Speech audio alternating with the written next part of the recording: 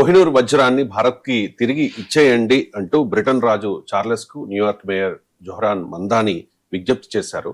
ఒకసారి మందాని మాట్లాడారు, బయట ప్లే చేయండి.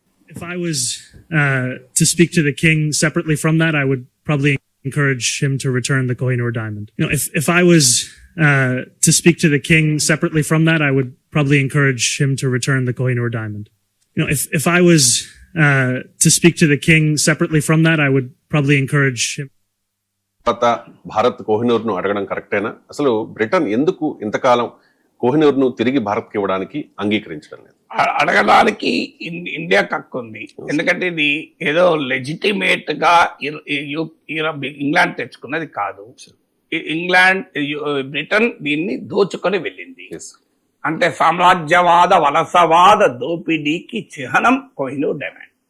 ఇది ఇండియన్ హెరిటేజ్, మన హెరిటేజ్, మన తెలుగు ప్రజల హెరిటేజ్, మన ఈ గడ్డ హెరిటేజ్. ఎందుకంటే అది వరంగల్లో ఒక ఆలయంలో ఉన్నటువంటి వజ్రవది. సో దాన్ని మీకు అలావుద్దీన్ ఖిల్జీ, దానికి చాలా హిస్టరీ ఉంది. ముందు తీసుకెళ్ళాడు, తర్వాత బాబర్ చేతికి వచ్చింది. బాబర్ నామాలకు కూడా మెన్షన్ చేశాడు దాన్ని, బాబర్ తన ఆత్మకథలో. తర్వాత షాజహాన్ నిర్మించిన పికాక్ థ్రోన్ లో అది వెలిగిపోయింది. ఆఖరికి అంటే మొఘల్ చేతికి వెళ్ళింది. మొఘల్స్ నుంచి మీకు ఆఫ్ఘాన్ రూలర్స్కి వెళ్ళింది, నాదిర్ షా చేతికి వెళ్ళింది. నాదిర్ షా నుంచి మహారాజా రంజిత్ సింగ్, పంజాబ్ పాలించిన మహారాజా రంజిత్ సింగ్ వచ్చింది. మహారాజా రంజిత్ సింగ్ మీకు ఐ థింక్ అరౌండ్ 19th centuryలో బ్రిటన్ యుద్ధంలో గెలిచి దిలీప్ సింగ్ అనే రాజు 10 సంవత్సరాల పిల్లవాడు. సో అతనితో ఒక అగ్రిమెంట్ రాయించుకుంటుంది. ఈ కోహినూర్ డిమాండ్ గిఫ్ట్ గా బ్రిటిష్ మహారాణికి ఇస్తున్నట్లు. 10 సంవత్సరాల పిల్లవాడు, అది కూడా వలస కాలంలో సామ్రాజ్యవాద దోపిడీలో భాగంగా రాసుకున్న ఒప్పందం ఎట్లా చెల్లుతుంది? ఇప్పుడు బ్రిటన్ ఏమంటుంది, మేమేం దొంగతనం చేసుకెళ్ళలేదు, ఇది అప్పటి రాజుతో అగ్రిమెంట్ చేసుకొని తీసుకెళ్ళాం కదా అని బ్రిటన్ వాదన. బ్రిటన్ మొదటి వాదన ఇదే, మేము దీన్ని దోచుకోలేదు, మేము దీన్ని మేము అఫీషియల్గా అగ్రిమెంట్, ట్రీటీ, అది ఒక ఒప్పందం చేసుకొని మాకు ఆ ఒప్పందంలో భాగంగా బహుమానం ఇచ్చాము. ఇప్పుడు ఇద్దరు ఆ ఒప్పందమే కదా అనేది బ్రిటన్ మొదటి వాదన. కానీ ఆ ఒప్పందం చెల్లుతుందా? ఒక డిస్ట్రెస్ కండిషన్ లో చేసే ఒప్పందం అది చెల్లుతుందా? ఒక దేశాన్ని ఓడించి యుద్ధంలో ఆక్రమించి అప్పుడున్న ఒక 10 సంవత్సరాల రాజుతో ఒక అగ్రిమెంట్ రాయించుకొని అది అగ్రిమెంట్ అని చెప్తే అంతకన్నా దుర్మార్గం ఏమైనా ఉంటుందా? సో తుపాకీ గురిపెట్టి భూమి రాయించుకుంటే చెల్లుతుందా కోర్టులో? అందువల్ల ఏ రకంగానూ బ్రిటిష్ వాదన కరెక్ట్ కాదు. ఒక బలవంతపు ఒప్పందం దోపిడీ కాకుండా పోదు. సో ఇది వలసవాద ఆంగ్లేయ దోపిడీకి చిహ్నం. ఇక రెండవ వాదన ఏంటంటే, ఇది మేము ఎవరికి రిటర్న్ ఇవ్వాలి? ఇండియాకి రిటర్న్ ఇవ్వాలా, మేము ఆఫ్ఘనిస్తాన్కి రిటర్న్ ఇవ్వాలా, పాకిస్తాన్కి రిటర్న్ ఇవ్వాలా అని ఒక వాదన పెడుతోంది. ఎందుకంటే ఇది రకరకాల రాజుల చేతుల్లోకి వెళ్ళి మారింది కనుక మేము ఎవరికి ఇవ్వాలి? మీకు నాదిర్ షా చేతులు కూడా ఉండే, నాదిర్ షా నుంచి మహారాజా రంజిత్ సింగ్ వచ్చింది.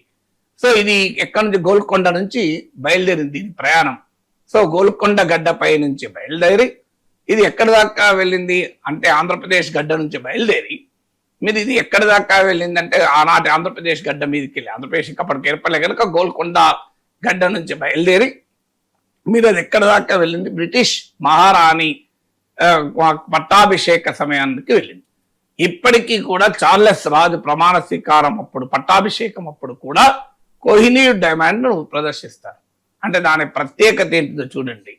అందువల్ల మీకు ఎవరికి ఇవ్వాలనేది కూడా పచ్చి అబద్ధము. ఎందుకంటే అది నాదిర్ షా తీసుకెళ్ళినా, మొఘల్స్ తీసుకెళ్ళినా, ఆ మహారాజా రంజిత్ సింగ్ వచ్చినా, అక్కడి నుంచి బ్రిటిష్ వాళ్ళకి వెళ్ళినా అది గోల్కొండ గడ్డ పైన పుట్టింది, తెలుగు గడ్డ పైన ఉన్న డైమండ్.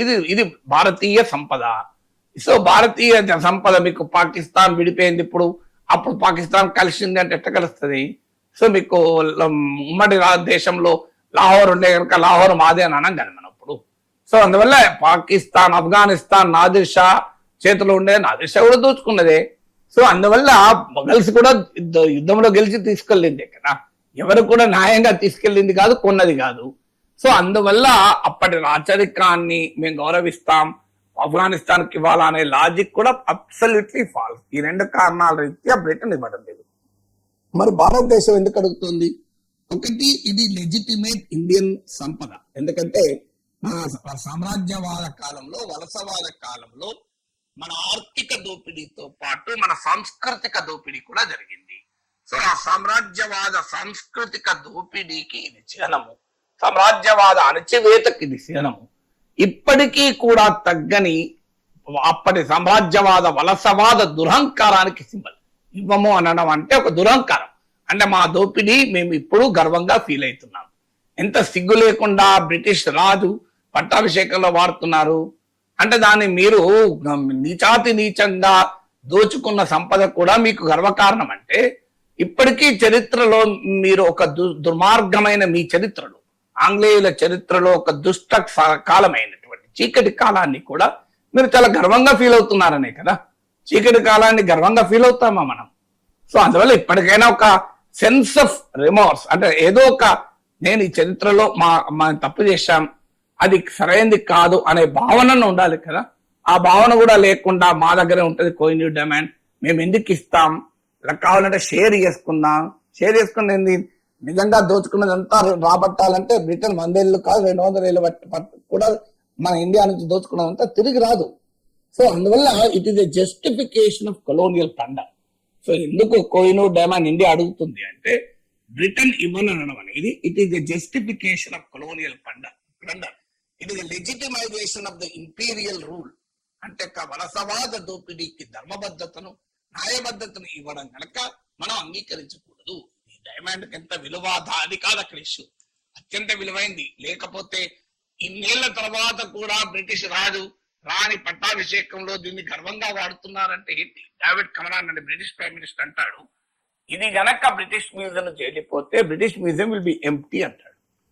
అంటే దీని ప్రాధాన్యతే కాదు, బ్రిటిష్ వలసవాద దోపిడీని గనక రాబట్టుకుంటే బ్రిటన్ ఏమీ మిగలదు, అంత దోచుకున్నారు ప్రపంచాన్ని. సో అందువల్ల ఆ వలసవాద చరిత్రకు ముగింపు పలకటానికైనా మా పాస్ట్ ను మేము ఖండిస్తున్నామంటే అట్లీస్ట్ ఇప్పుడు బ్రిటన్ కాస్త గౌరవం పెరుగుతుంది. సో అది వదిలేసి ఇంకా మేము ఇవ్వము కోయిన్ డైమండ్ అంటే కరెక్ట్ కాదు. రెండవది, ఇదొక వారసత్వ సంపద. వారసత్వ సంపద అనేది ఎన్ని యుగాలైనా ఎన్ని తరాలైనా దాని వారసత్వం అలాగే ఉంటుంది. సో దానికి విలువ కట్టలేము, దానికి వెల కట్టలేము. ఇప్పుడు మీకు సడన్ గా మీ ముత్తాత వాడినటువంటి ఒక చేతి కర్ర నీకు దొరికింది అనుకోండి, ఎంత మీకు ఆనందం వేస్తుంది? మీకు ఎంత ఆనందం వేస్తుంది? దాని వాల్యూ ఏముండదు, ఆ కర్రకి ఏం వాల్యూ ఉంటుందా? ఏముండదు. కానీ అది మీకు స్ఫూర్తినిస్తూ ఉంటుంది. అది ఎంత స్ఫూర్తినిస్తుంది? జస్ట్ ఇమాజిన్, మీ ముత్తాత, మీ తాత 150 ఏళ్ల కింద వాడిన చేతి కర్ర మీకు దొరికింది. దీన్ని మీరు 10 లక్షలు ఇస్తారని అయ్యారు, అవునా కాదు? ఎందుకు ఇవ్వరు? అది అత్యంత అపురూపంగా భావిస్తారు, ఎందుకంటే అది వారసత్వం కదా. ఎందుకంటే కొన్ని సింబాలిజం అనేది స్ఫూర్తినిస్తుంది. మాకు చిన్నప్పుడు మా నాన్న టేబుల్, ఒక చిన్న రౌండ్ టేబుల్ ఉండే, దానిపైన ఒక డిక్షనరీ ఉండే, దానికి సదాశివుడు అని మా నాన్న పేరును, వాళ్ళ నాన్న శంకర్ నారాయణ డిక్షనరీ, ఇంగ్లీష్ మా తాత పెద్దగా చదువుకోలే, కానీ చదువు మీద ప్రేమతో మా నాన్నకు ఈ డిక్షనరీ కొనిచ్చి ఆయన సొంత దస్తూరితో రైటింగ్ తో సదాశివుడు అని రాసి మా నాన్నకి ఇచ్చి చేతిలో పెట్టి, అరే నువ్వు బిఏ కావాలరా అన్నాడు మా నాన్నను. ఆ స్ఫూర్తితో మా నాన్న బిఏ కాదు ఎంఏ చేశాడు, మా అన్నయ్య ఎంటెక్ చేశాడు, నేను పిహెచ్డి చేశాను. ఇప్పటికి అది చూసినప్పుడు అబ్బా ఎంత స్ఫూర్తి, తాత నాన్నకిచ్చాడట ఈ డిక్షనరీ, శంకర్ నారాయణ డిక్షనరీ. నేను ఆ డిక్షనరీ చూసి పెరగడమే కాదు, చదివి పెరిగాను. ఆ డిక్షనరీ దాదాపు మొత్తం చదివాను. అన్ని సమ్మర్ హాలిడేస్ లా ఏం చేసేవాడిని డిక్షనరీ. అట్లా ఒక తెలుగు మీడియం ప్రభుత్వ పాఠశాలలో చదివి భారతదేశంలో అన్ని ఇంగ్లీష్ పత్రికలకు రాయగలిగాను. దీనికి విలువ కట్టగలమా? ఆ డిక్షనరీ కొంటే ఎంత అవుతుంది? ఇప్పుడు 100 రూపాయలు 200 అవుతుంది, అంతకన్నా ఎక్కువ అవుతుందా? అండ్ దీనికి ఆ డిక్షనరీ నాకు ఇచ్చినటువంటి స్ఫూర్తి, ఇవాళ నేను ఏ పొజిషన్ లో ఉన్నా అంటే ఆ పొజిషన్ లో ఉన్నాను కదా. అది ఇప్పుడు మా నాన్న నా కొడుకు ఎంఎస్ కు వెళ్తుంటే ల్యాప్టాప్ కొనిచ్చాడు. సో కొనిస్తే ఆ ల్యాప్టాప్ మ్యాక్ ల్యాప్టాప్ ఇప్పటికీ పనిచేయడం లేదు. మొన్న మేము దానికి రిపేర్ చేయించడానికి 20,000 అయింది. నా కొడుకు ఏమన్నాడు తెలుసా, నాన్న 20,000 కాదు 2 లక్షలైనా దాన్ని రిపేర్ చేయొచ్చు. కొత్త ల్యాప్టాప్ అయ్యే ఖర్చు అయినా రిపేర్ చేయొచ్చు. అది పని చేయకపోయినా మంచిది, రిపేర్ చేయించి అలా ఆన్ చేస్తే చాలు. అది నాకు తాతకు ఇచ్చిన సింబల్, నాకు అది కావాలి. అది కదా స్ఫూర్తి. నెక్స్ట్ జనరేషన్ చూడండి. నా కూతురు మా నాన్న చనిపోయిన తర్వాత మేము ఇల్లంతా సదురుతుంటే వాచ్ దొరికింది. వెంటనే నా కూతురు అంటే ఈ వాచ్ నా దగ్గర పెట్టుకుంటానని మా నాన్న వాచ్ తీసుకొని ఇప్పటికీ దాని దగ్గరే ఉంది. సో వాచ్ సెల్, మా నాన్న వాడిన సెల్ వాచ్, ముఖ్యంగా వాచ్. ఎందుకంటే ఇది తాత వాడిన వాచ్. దానికి ఏం వాల్యూ ఉంటుంది? ఇంకా అంటే 500, 300, 200 కూడా ఇప్పుడైతే ఏ వాల్యూ లేదు దానికి. మరి ఎందుకు ఎన్ని లక్షలు అంటే అదొక జనరేషన్స్, ఒక నా వ్యక్తిగత అనుభవం ఎందుకు చెప్పానంటే, మా తరము నా నెక్స్ట్ తరం కూడా చూడండి ఎలా స్ఫూర్తి పొందుతున్నాం. ఇవన్నీ కల్చరల్ అంటే సాంస్కృతిక వారసత్వం. దీనికి విలువ ఉండదు, దీనికి వాల్యూ కట్టలేము, మనం దీనికి వెల కట్టలేము.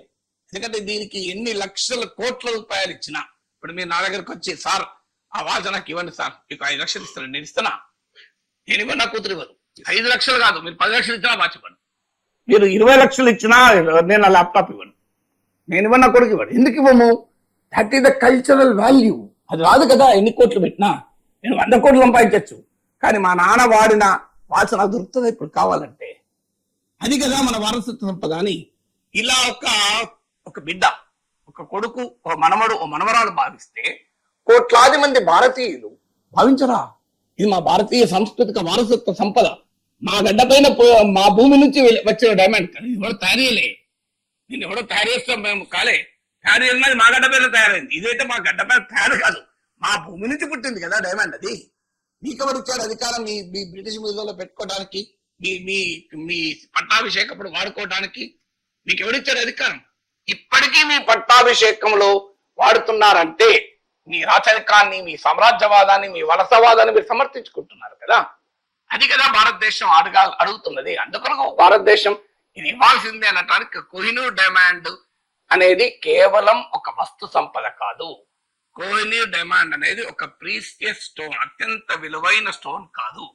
కోహినూర్ డైమండ్ అనేది కోట్లాది భారతీయుల వారసత్వ సంపద, కోట్లాది భారతీయుల భావోద్వేగ సంపద.